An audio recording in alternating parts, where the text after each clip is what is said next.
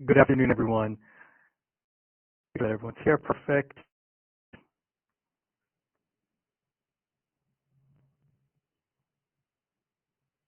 Bill,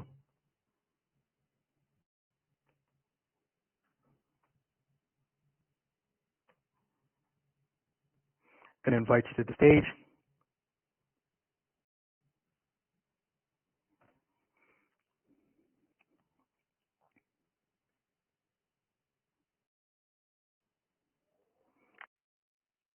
Here we go.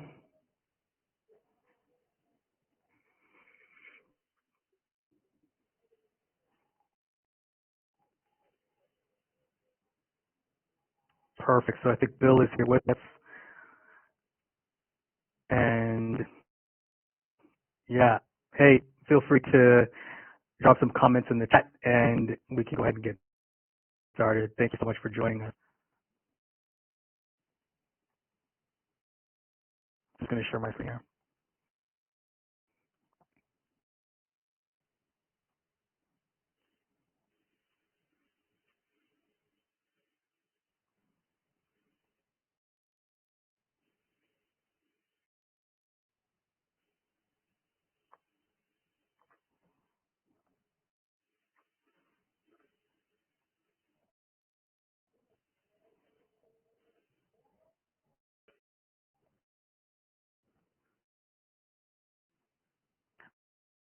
Okay.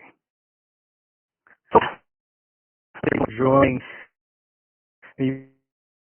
My name is Njoroge Mungai. I am a poet, fiction writer, visual artist, and founder of Upendo Books Ltd, a book publishing company.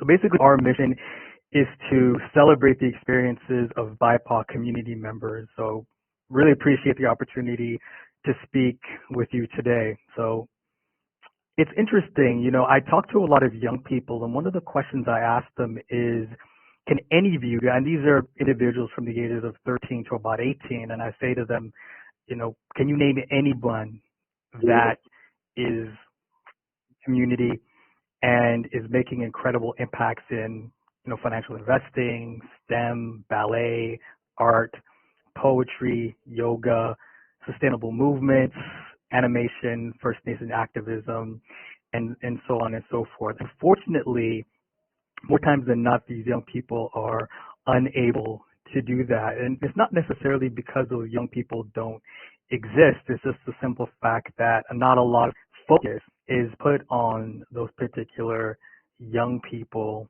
And so that's actually one of the reasons why I end up writing this book, Diversity and Inclusion. And so you'll see, for example, you know, um, one of the most important things that we're featuring young people that are making incredible contributions using their platforms to uplift others. So now you're seeing another young individual that is making a lot of waves in her industry. And she said something actually that was very poignant. As you know, this is Rihanna. She's an amazing creative as well as a billion-dollar business owner. And during her first press conference, one of the journalists that was in attendance actually asked her a question. She said, why are you focusing on so many different models? I'm seeing, various skin tones as well as body shapes. And her response basically was just to smile and say, I want everyone to feel included. At my company, we don't believe in division. We don't believe in excluding anyone. And here in Toronto, this young woman also has been very impactful. This is Karen Murray. She is the central assigned principal at the Center of Excellence for Black Student Achievement. And I know there in Seattle, Bill, where you are, there's also a think tank that focuses on the achievements of young people from African American as well as communities. One of the most remarkable thing about the Center of Excellence for Black Student Achievement is the fact that it provides windows into our community in terms of communicating the incredible resourcefulness, talent, aptitude, creativity that exists. And it also provides a way in which young people can actually see themselves thriving in various industries. And while she was actually on a podcast, she was asked, why aren't more African Canadians and people from the Black community applying to these STEM or technical programs? And basically, she said that one of the best ways in which to recruit young people from these communities is to show them examples of people that are excelling in these fields. And in that way, they start to internalize the belief that, hey, there was a doctor that came in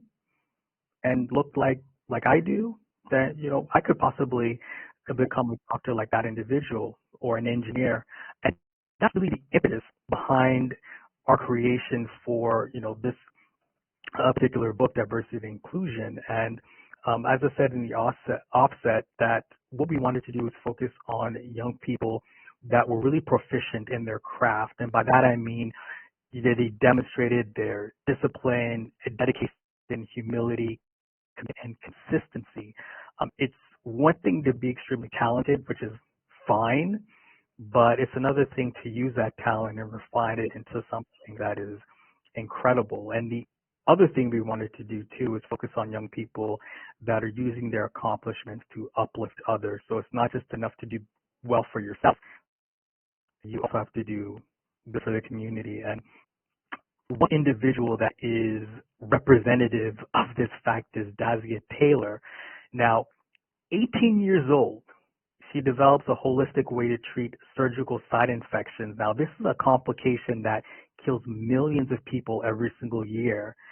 Now, when I first heard about this story, I thought that, she's a very studious young woman, and I thought that this was some type of scientific curiosity that she had to satiate. But this wasn't the case. Basically, she saw the inequitable way in which treatment was being distributed. And current methods of treatment basically involve attaching electrodes to a patient's skin.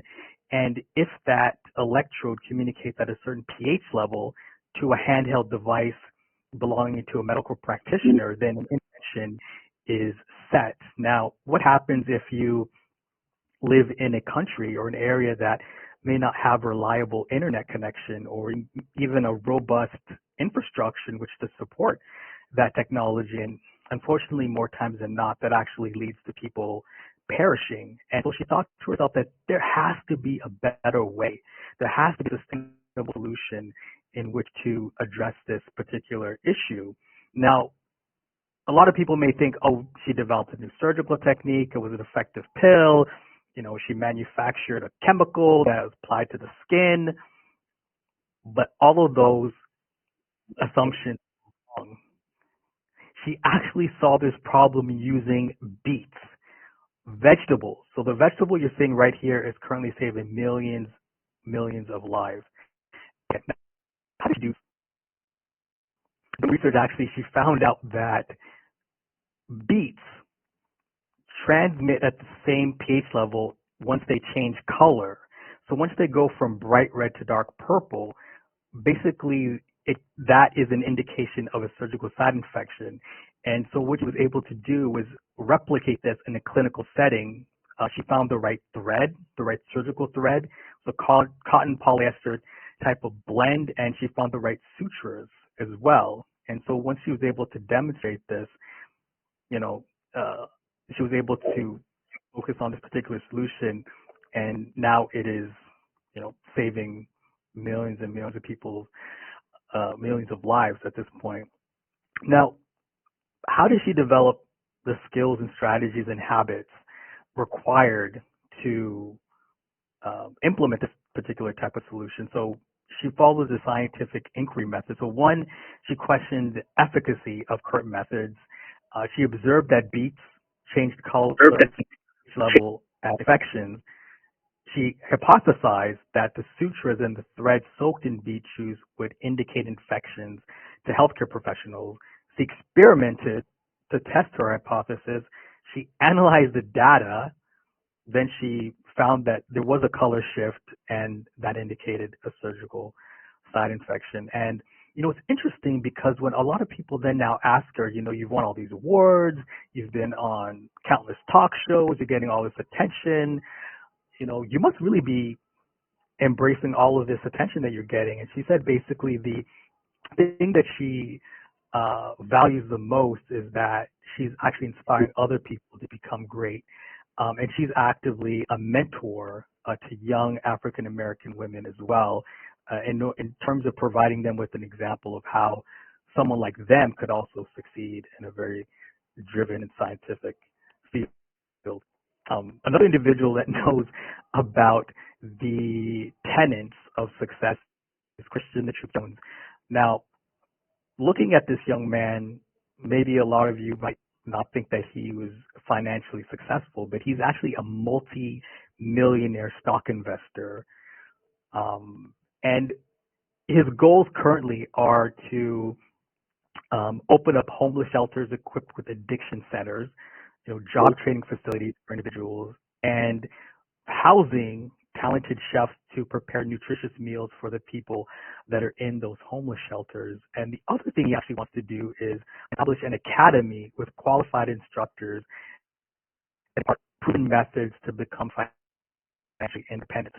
So a lot of it's interesting because we actually spoke to this young man on our podcast, and he said the furthest thing from his mind, is to be on Instagram posing with cars, clothes, houses, jets, helicopters, or even some of the influential people that he knows. And one of the things that he's also very adamant about is communicating the power of investing into the stock market to his peers. And what he is really focused on as well, because he knows a lot of his peers are really apt to patronize these companies. So you have Nike, you have Fenty, you have Amazon, and you also have Apple. And basically what he does is he advises his peers to develop financial independence by following the truth, which is part of his nickname. And it's an acronym that stands for T, tap top 20 companies that young people support financially already. So in other words, instead of taking that $250, $300 to buy a new pair of sneakers or to buy a MacBook or what have you, he says take that same amount and invest it in that company. So he's very focused on changing the mindset, so turning people from consumers actually into investors. He also wants people to research the companies as well, and to make educated decisions about their investments based on the research that they've done. So that's the R. The U stands for understand the historical performance of these companies. So look at the way that they react to major societal shifts, elections, recessions, and things of that nature. The T stands for trading with tact. Now, he says that one of the things that actually causes people to go awry is based on their emotions, right? So when the market is doing really well, they get extremely greedy. When it's not doing well, they get extremely fearful.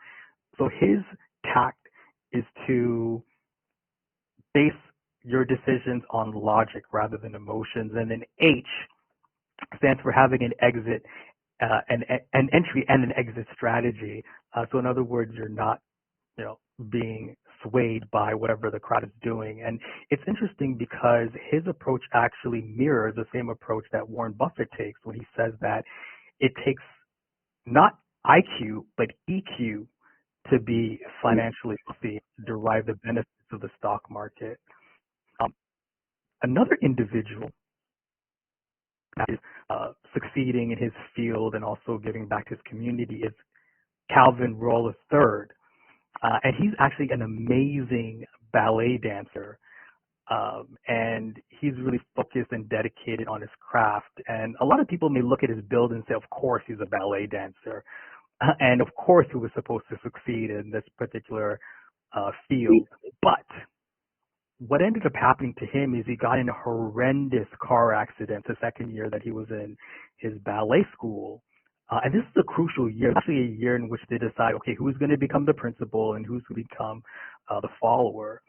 And while a lot of people would have been dejected, he actually used that opportunity to become even more focused on his craft. So he visualized every single day what he was going to be doing. He kept up with his exercises and got to the point when he was fully healed. And because of that mental work that he had done, he was able to excel and then earn a scholarship that actually took him to Europe and exposed him to a lot of other uh, aspects of dance, which he then brought back to the United States. And all of this work actually ended up with him becoming the first male black principal dancer in the American Ballet Theater in over 20 years.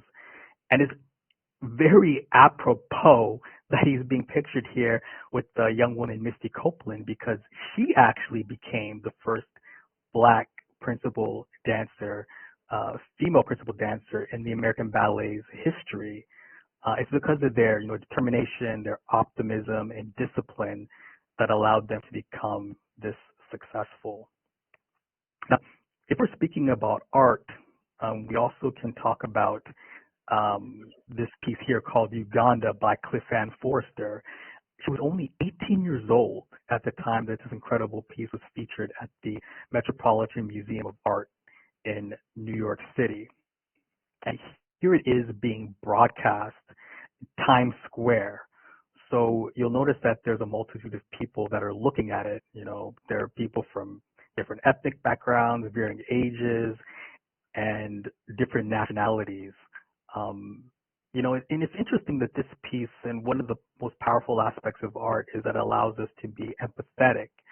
So, when I was talking to some other young people and I asked them, what type of impact do you think seeing this piece would have on people from different communities and different ages and different ethnicities? And they basically said that it would help them to form a connection between themselves and their experiences and this young girl. And it would also help them to form an empathetic connection with people that belong to that girl's community, which is extremely important for us in the society in terms of building those bridges. Um, Speaking of bridges, that's one thing that poets are extremely good at, is to use empathy in order to connect people.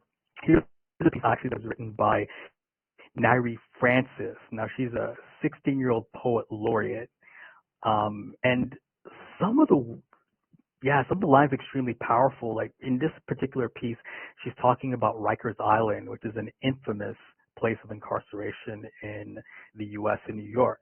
And she says, there are lines such as, colored inmates are most of my intake. So, you kind of read that line and you think to yourself, whoa, okay, there's definitely a disproportionate representation of a certain ethnicity through her eyes. And then you could also then do your own research and find out that there is. And that could lead you into other avenues in terms of like, what can I do in order to help to offset this? Another line here is, my system isn't broken, it's doing exactly what it's supposed to do, which is another really powerful line to get you to question the role of penitentiaries, jails, and prisons, and really look at the way in which they either rehabilitate or lead to more recidivism within certain populations and groups.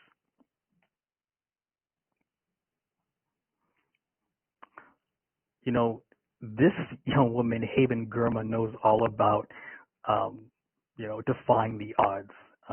She is actually the first blind deaf student to graduate from Harvard Law School. Now, as an undergraduate student, she had to eat food outside of her vegetarian diet, simply due to the fact that the manager refused to translate the menu into Braille. So she complained. The manager kept, putting her off. But instead of giving up, instead of feeling disempowered, instead of lashing out, feeling angry, she actually did some research, and she found out that by law, the college she was attending was obligated to provide her with the type of menu that she requested. Now, with this new piece of knowledge, she went back to that manager, and surprise, surprise, he was only more than happy to help her with the menus that she requested. Now, the difference that she was able to make inspired her to actually apply to law school. And the payoff for her wasn't necessarily a personal win, because what ended up happening was the next year there were a few more deaf blind students that actually were admitted into her college, and they didn't have to face the same obstacles in terms of getting the nourishment they needed because Haben had already paved that road for them. And what's really interesting about Haben as well is that she adopted a collaborative rather than a combative approach. She even said that when she was in law school, because she was the first deafblind student, there was no precedent for that. And so instead of expecting the faculty and the administrators to know exactly what to do, she actually worked with them and developed a process by which she could thrive in her classes. And then now they have things set in place for more students that are deaf and blind. And she also recognized the challenges and the stresses, and she was able to cope with those particular aspects of being to do something coming from her particular background. And one of the most powerful things about her as well is she maintained a positive attitude and she persevered. And it's interesting because she's living an incredible life. You know, she is actually pictured right before she's about to climb a glacier up north. And if that isn't enough, she also finds time to paddleboard. So when, it's very easy to say, "Oh, I'm just gonna sit on the couch," and but when you see individuals like Haben really pushing the limits in terms of their physical capacities, then it inspires you to want to do activities such as these. All about living a very holistic life is this young man here, Tabe Atkins. Now, unfortunately, his mother was diagnosed with cancer, but at that time, she began a yoga practice, and he actually saw her. She started gaining strength, she's gaining confidence, mental clarity, and then actually he decided to dedicate his life to helping others heal through the power of yoga. And he made this very substantial decision when he was only 6 years old. And, this certified yoga instructor in North America. So again, he employed some very crucial skills. One, he learned to build relationships and communicate effectively very, very early.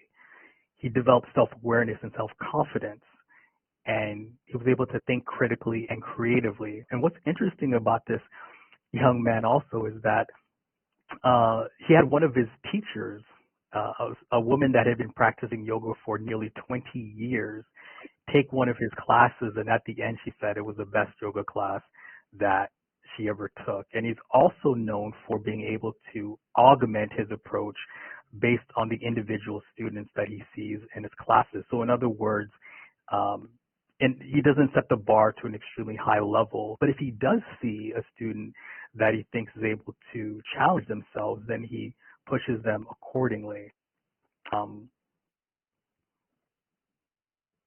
Here we're seeing another amazing individual, Wanjiku Wawa Betharu, who is focused on the nonprofit sector and sustainable and environmentalist movements. And basically her nonprofit organization, Black Girl Environmentalist, helps other organizations within that field create career pathways for Black women and non-binary people that are in the sustainability field. And she's really focused on making sure that those individuals actually have a seat at the decision-making table. And she finds that in the conversations that she has with various organizations that they really appreciate her efforts, given the fact that once Black women and non-binary people are more involved, it increases that organization's ability to not only reach different communities, but also to make empathetic decisions based on the impact that the decisions could have on these particular communities. Speaking of empathy, here we have Roy Aliyah. And what you're seeing him do here is actually posing with something called smart gloves. And these gloves were born out of an experience of watching his deaf niece struggle to communicate with their family. And he knew that if this continued, her life would be negatively impacted. So he actually wanted to create something that would help her thrive and be the smart young girl that she is. And that's why smart gloves were born. And basically what they do, they're able to translate sign language into audio speech.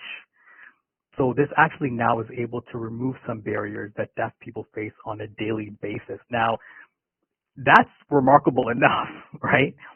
But these gloves can actually be customized based on color, style preferences.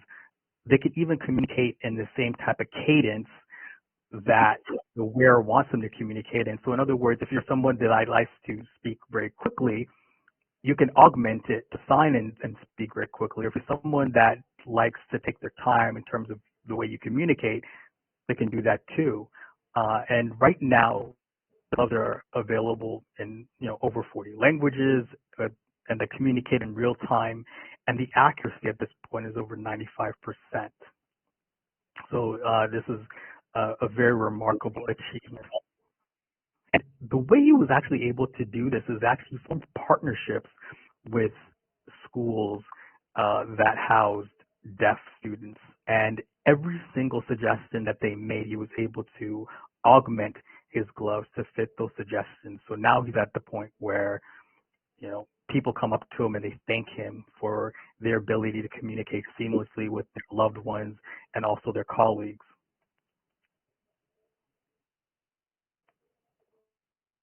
Now, technology is an amazing thing that we have, and it certainly does make our lives easier. Unfortunately, there's another side of technology that could upend our lives. And Michael Oliver's experience is a testament to this fact. Unfortunately, um, facial recognition technology actually identified him as being guilty of larceny, even though he was innocent, and he still was put under surveillance, even though the fact that it was proven that he was not guilty of the crime that they accused him of. And there was a study actually done called the Gender Shades Project, and what it was a study looking at the prevalence of false identification of these particular technologies. And so what it did actually grouped different individuals in various categories. One was for dark-skinned females, another one was for dark-skinned males, another one was for light-skinned females, another one was for light-skinned males. And unfortunately, the error rate was 34% higher for darker-skinned people than it was for lighter-skinned people. And so points actually from the things that we could do to improve this type of technology is to make it more representative of the population. Because what ends up happening is these systems are trained on like mugshot pictures. And so if you get an overrepresentation of a certain person from a background, then it becomes very easy to misidentify that particular individual coming from that group. And what's even a little bit more insidious is the fact that there's certain there's certain law enforcement officers that are taking advantage of this particular technology. Like here in Canada, there's an organization or a company called Clearview AI that police officers were using to identify certain individuals, even though it wasn't legal. This company actually scraped data from the internet. So it would use things like, social media posts, YouTube clips. Actually ended up making millions of dollars before they were eventually exited out of Canada. But we as individuals here didn't give our permission for them to use any of those images. And in New York, actually, there's something very similar where the NYPD is keeping a data set of individuals that they claim are tied or gang affiliated, but they don't necessarily have to prove that those individuals are tied to those particular gangs. So once you start to realize these different things, it becomes very easy then to, form connections and to form partnerships in terms of looking a little bit more closely at the way in which this type of technology is deployed. Now, in terms of overcoming obstacles, this next individual is simply amazing. This is Taylor K. Shaw. Uh, she wanted to do a project highlighting her experiences as a professional in the journalist, being a journalist at that time. She wanted to create an animation to represent that fact. Unfortunately, she was unable to find any African American female animators to bring her project to fruition.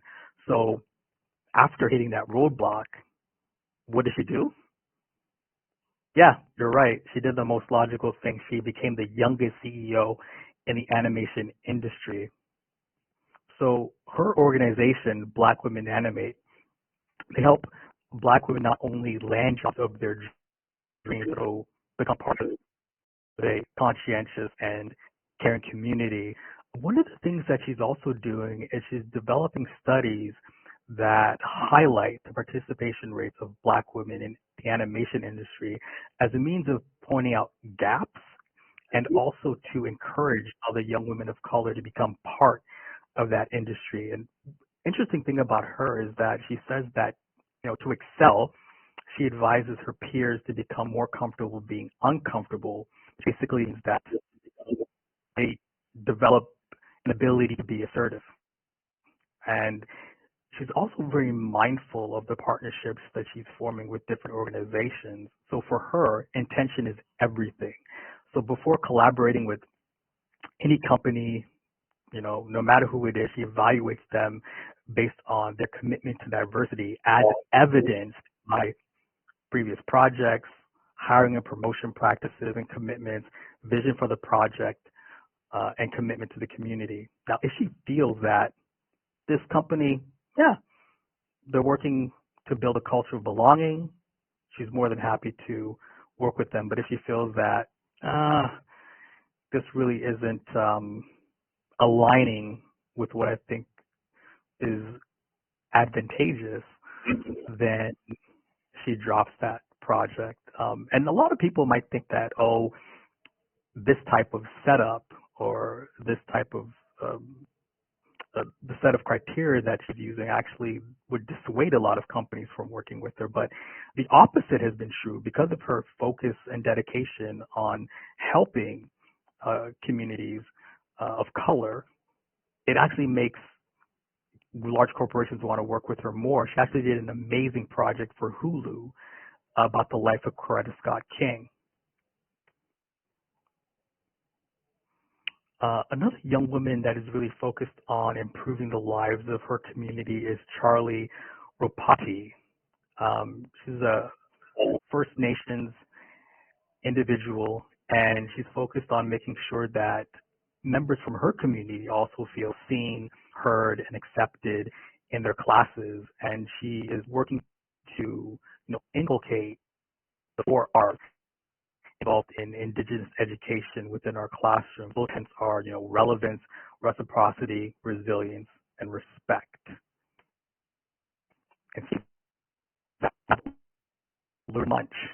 And what she does is she loves to share aspects of her culture on various social media platforms.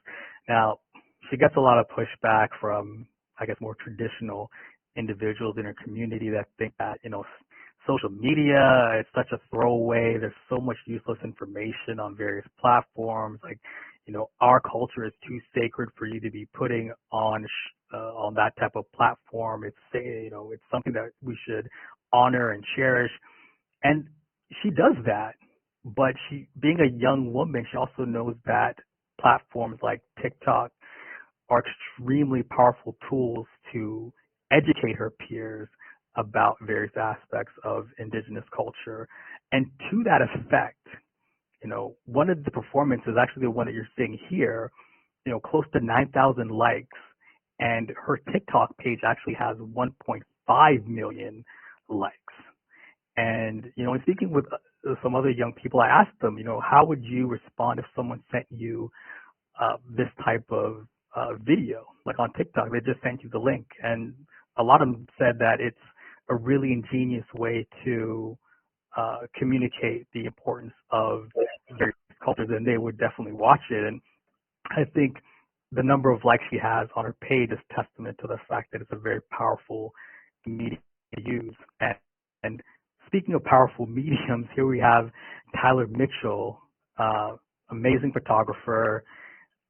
Started out in elementary school taking pictures, watched YouTube videos in high school, refined his craft, and he then started to get approached by different agents.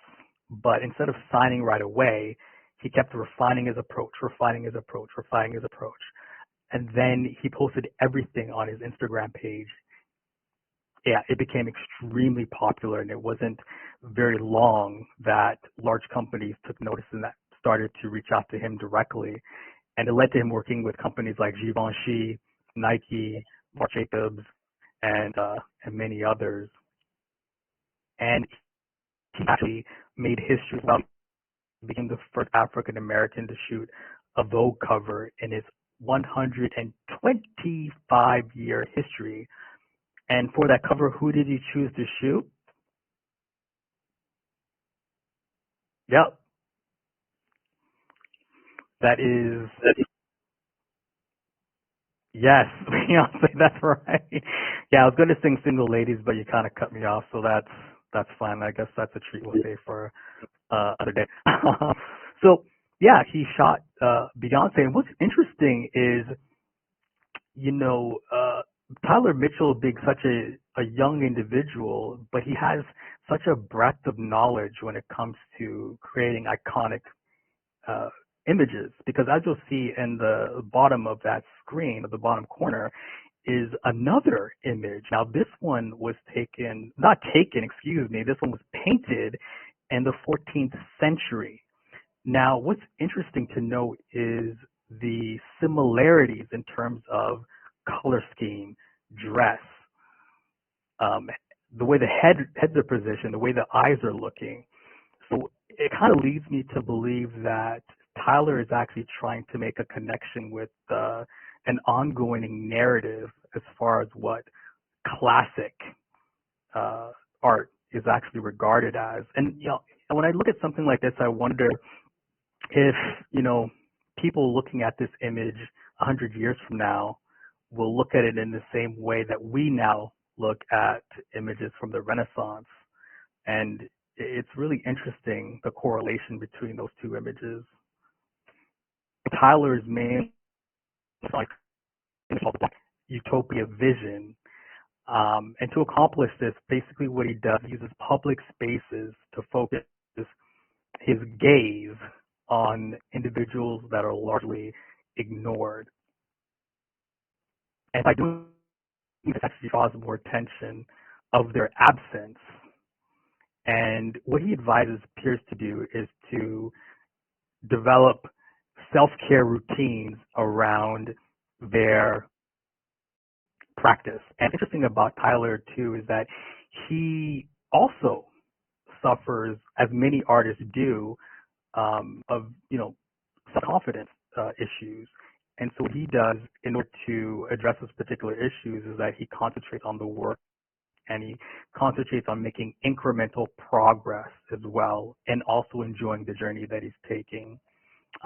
Speaking of enjoying the journey, we have also Erdogan, who understands really the importance of mental health. They are actually on the front lines fighting for LGBTQ rights. In high school, unfortunately, Ose was abandoned by some of her closest friends due to the fact that they refused to deny their gender expressive nature. And she was honest and said, it took an emotional toll, but she remained focused on helping other students and young people like herself. And this actually led and culminated in her taking a delegation to Washington, D.C. to lobby Congress about developing more inclusive language and sex education, especially for LGBTQ youth. And it actually then, fueled her aspirations to become a senator. And basically what Ose wants to do is to codify into law certain protections for people, gender expressive people, so that everyone basically can live with pride, and that entails living in their truth. Another young person that's mental health is Hannah. Unfortunately, Hannah suffers from a condition that causes her to faint, and this condition actually caused her to miss 196 classes. This led to her being very despondent and led to her being very depressed, and she started to exhibit telltale signs. She began to isolate. She lost interest in activities that she used to love. She didn't want to get out of bed. She found it difficult to relate to her peers. And after suffering through all of that torment, she actually, unfortunately, attempted suicide. But with the help of a great therapist and, love from her family and peers, she got the help she needed. She got better. And once she got well, she wanted to help others that suffered from depression. And what she did is she actually was able to develop an app, and that app is called Not Okay. And the way that it works basically is that once you download it, you select a series of trusted contacts, so 6 to 10 trusted contacts. And once you're in distress, you can actually send those contacts a text. And they receive that text, they can click on the link, and they can receive information about the user's location. And the trusted contacts then can respond appropriately. And if the person is really in crisis, then they can also call several organizations as well. That information is provided through the app. And once the episode is over, the user presses "I'm okay," and that message gets sent to all of their peers. This app is making such a huge impact. It's been downloaded over 50,000 times.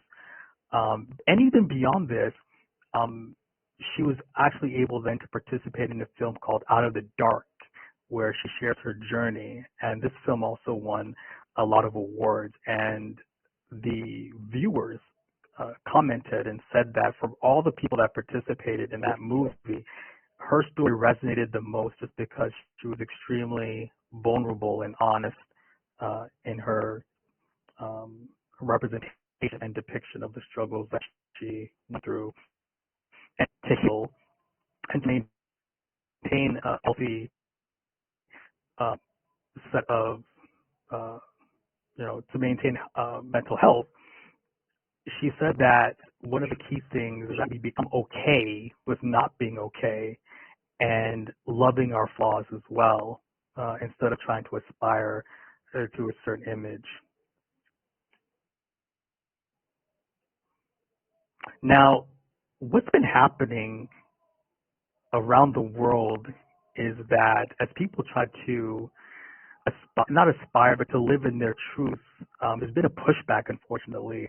And you can see here from the map that this is actually a map of book bans. The images in red, the countries in red are countries that have active book bans, and the countries that are in orange have expired book bans. Now, book bans to me are representative of an oppressive force. So in other words, you're trying to exclude certain aspects and certain people within various communities. And it reminds me actually of a quote by Toni Morrison, where she said that, oppressive language does more than represent violence. It is violence.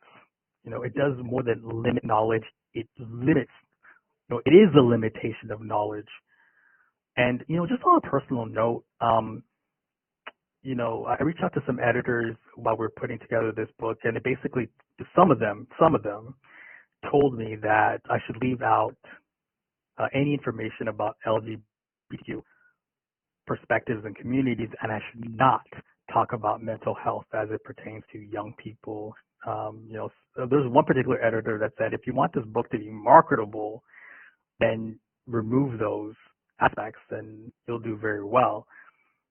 I just put that type of advice. For me, every young person, every young voice is valuable. And if it means that I don't sell in certain markets, then that's absolutely fine with me.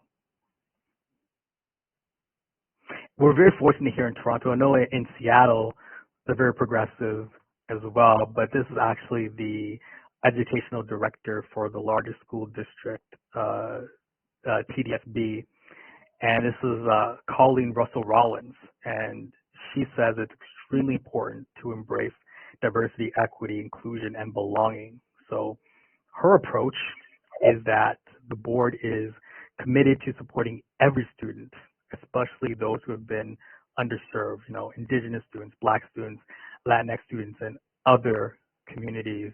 And she said in order to do this, everyone must hold themselves accountable for enacting truth and reconciliation and addressing systemic racism and oppression each and every day. And so we're grateful for that type of leadership.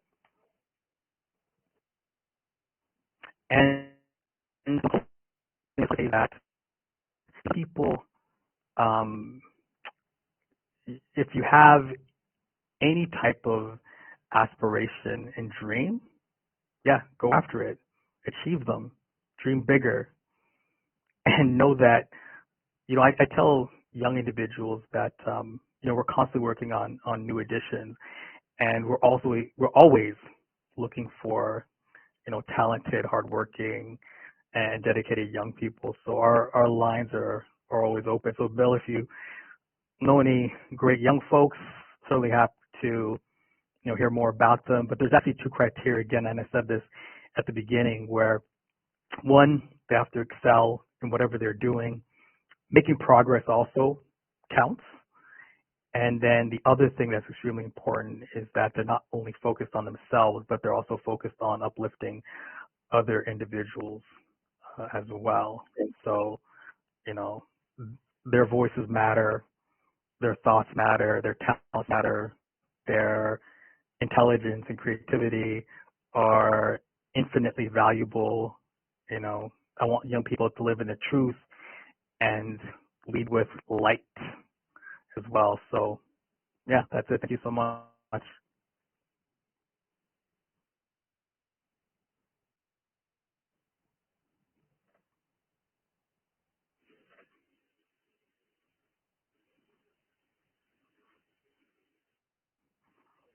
So let's see here.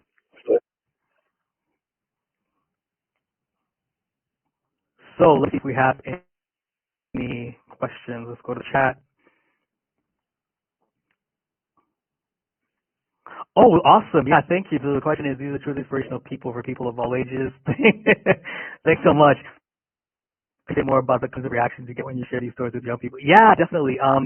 So when we share these young stories, I'm getting excited. So when we share these stories with young people, they feel extremely inspired and empowered. It's interesting that when you talk to these young people, one of the things that they lack is context.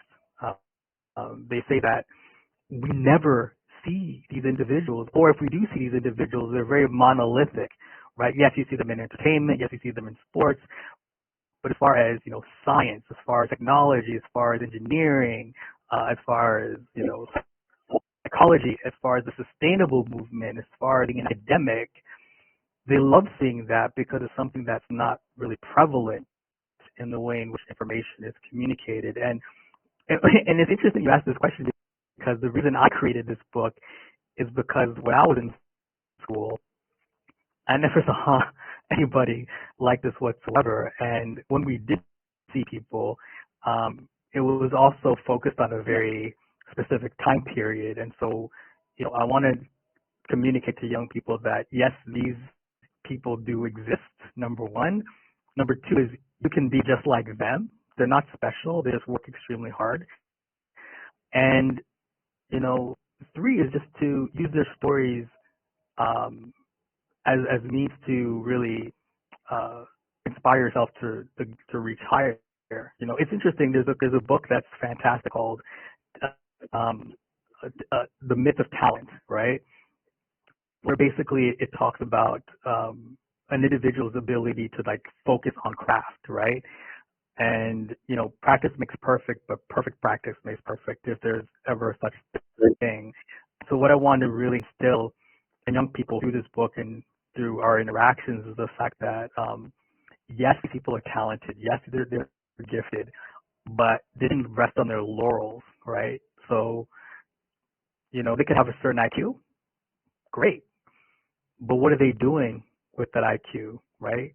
Dazia Taylor, she could have just, right? She's already on the list, but she chooses to challenge herself, right? What can I do in order to serve others? And that's the other key thing as well.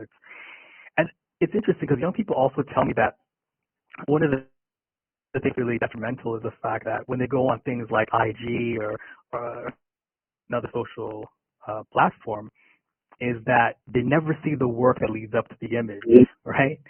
It's always the image that's celebrated. It's always that person on, that yacht, or the person wearing that like nice chain, or the person that is driving the right car, or living in the right right area. And so there's a disconnect, right? And it says, and young people tell me that because there's such a disconnect, it leads to an unfair comparison.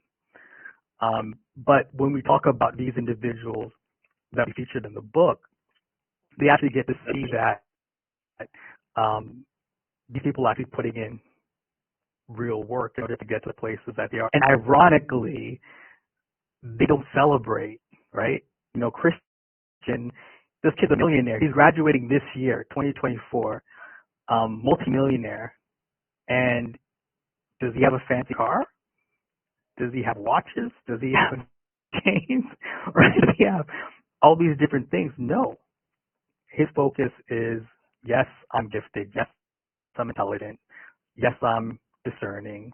But I also have a responsibility to uplift us, and they really resonate and appreciate that as well, because that's actually something that's not seen and not celebrated as much too. So yeah, thanks for that question. That was awesome.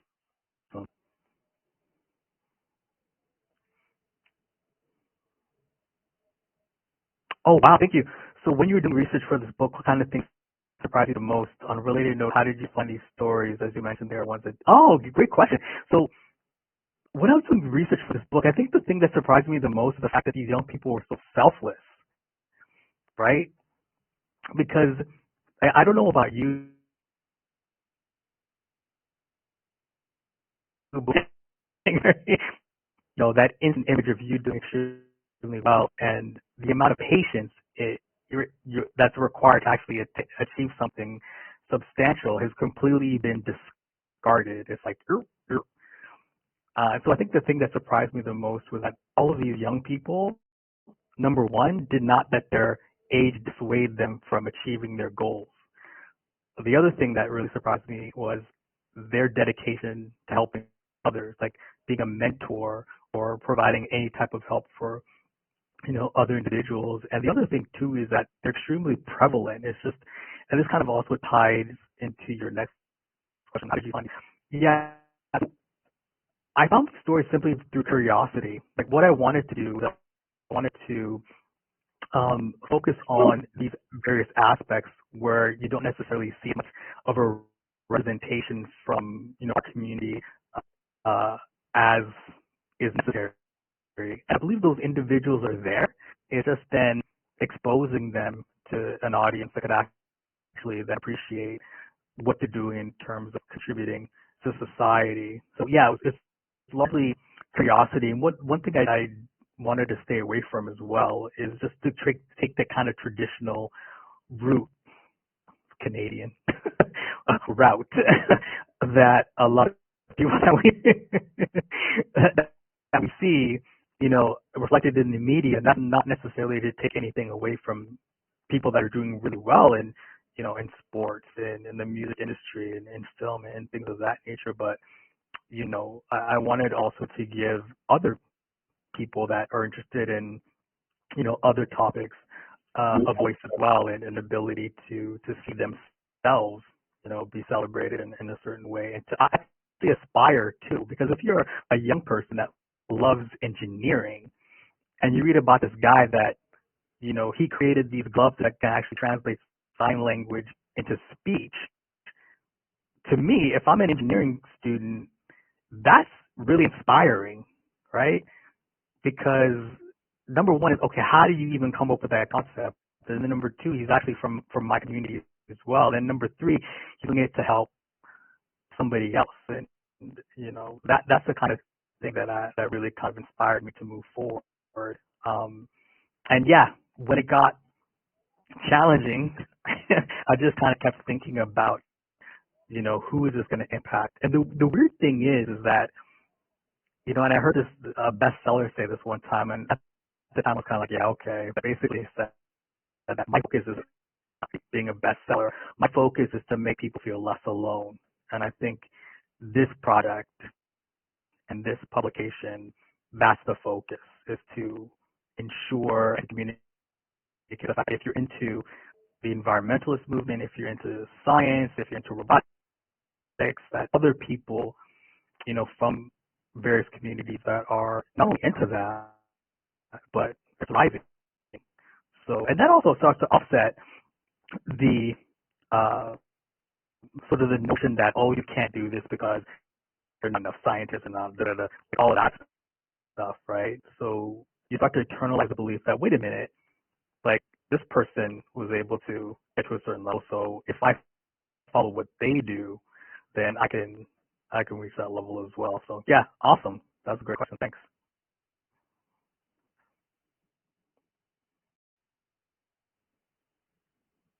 Yeah. So if that is that it. Thank you for attending. Really do appreciate your time. And yeah, thanks so much. Have a wonderful day.